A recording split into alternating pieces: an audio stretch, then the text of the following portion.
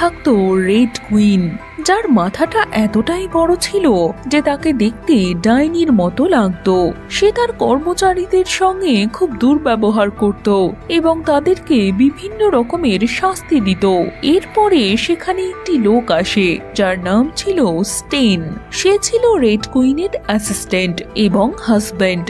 সে এসে খবর দেয় যে এলিস ওয়ান্ডারল্যান্ডে এসে পৌঁছে গেছে।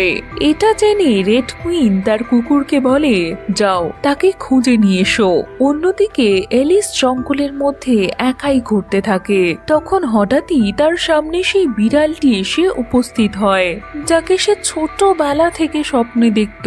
এই বিড়ালটি ছিল একটা ম্যাজিক্যাল বিড়াল যে বারবার অদৃশ্য হতে পারত, একই সঙ্গে সে হাসতেও পারত। এই বিড়ালটি এলিসকে তার পিছনে পিছনে যেতে বলে। এরপরে এলিস সেখানে পৌঁছে যায় যেখানে তার যাওয়ার কথা ছিল। সেখানে তার সঙ্গে দেখা হয় হ্যাটারের এবং তার সঙ্গে